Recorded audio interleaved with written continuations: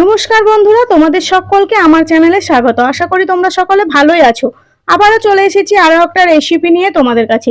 আজকে আমি রান্না করব চিকেন কষা। চিকেন কষাটা কিন্তু একদম অন্যরকম ভাবে রান্না করব। খেতে কিন্তু খুবই ভালো লাগে, স্বাদও কিন্তু অসাধারণ স্বাদের হয়। তো পুরো ভিডিওটা তোমরা দেখতে থাকো। তো প্রথমে আমি গ্যাসের মধ্যে ফ্রাই প্যান বসিয়ে দিয়েছি। ফ্রাই প্যানের মধ্যে দিয়ে দেবো 1 চামচ জিরে, ধনে আর 1 চামচ মৌরি আর 4 থেকে 5টা শুকনো লঙ্কা। এটা কিন্তু খুব ভালো করে শুকনো খোলায় আমি নেড়ে চেড়ে ভেজে নেব। এটা প্রায় আমার ভাজা হয়ে এসেছে, এবার আমি নামিয়ে নেব। এইভাবে মশলা ভেজে নিলে মশলার সেন্টটা কিন্তু খুব ভালো লাগে। গ্যাসের মধ্যে কড়াই বসিয়ে দিয়েছি, কড়াইয়ের মধ্যে দিয়ে দিচ্ছি সর্ষের তেল। তেলটা কিন্তু খুব ভালো মতো গরম হয়ে গেছে।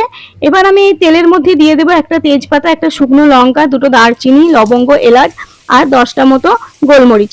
খুব ভালো করে নেড়ে চেড়ে একটু ভেজে নেব।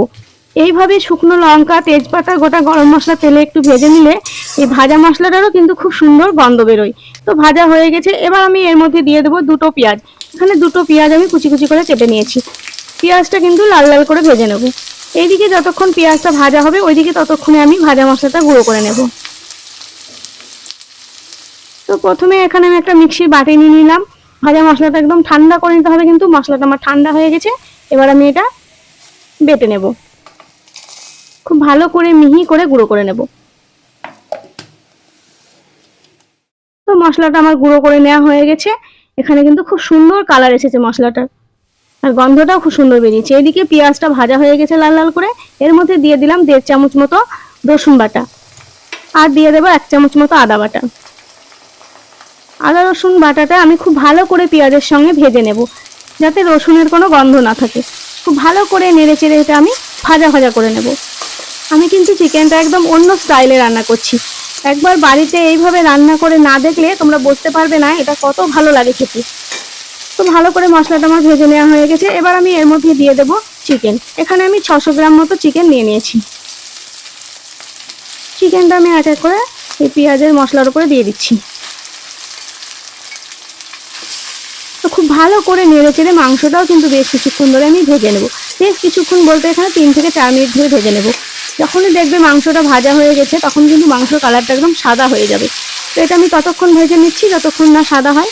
2 থেকে 3 মিনিট মতো ভাজলে কিন্তু এটা সাদা হয়ে যাবে। তো খুব ভালো মতো সাদা করে আমি ভেজে নিয়েছি, দেখতেই পাচ্ছ মাংসর কালারগুলো একদম সাদা হয়ে গেছে। মাংস তো তোমরা অনেক রকম করে রান্না করে খেয়েছো, কিন্তু একবার এইভাবে রান্না করে খেয়ে দেখবে, খেতে কিন্তু খুবই ভালো লাগে। তো মাংসটা আমার ভেজে নেওয়া হয়ে গেছে। এবার আমি এর মধ্যে দিয়ে দেবো পরিমাণ মতো হলুদ, আর দিয়ে দেবো স্বাদ মতো লবণ। লবণ হলুদ দেওয়া হয়ে গেছে, আবারও খুব ভালো করে আমি নেড়ে চেড়ে নেব, যাতে মাংসের মধ্যে লবণটা খুব ভালো মতো ঢুকে যায়। এইভাবে নাড়তেই থাকবো। গ্যাসের ফ্লেম কিন্তু আমি মিডিয়াম রেখেছি, খুব গ্যাসের ফ্লেম বাড়িয়ে দিলে মাংসটা তলা ধরে যাওয়ার সম্ভাবনা থাকে। তো এইভাবে নেড়ে চেড়ে মাংসটা আমি কষাবো। মাংসটা কিন্তু দেখো খুব সুন্দর কষানো হয়ে গেছে। এবার আমি এর মধ্যে দিয়ে দেব 1 থেকে 1.5 চামচ মতো সয়া সস।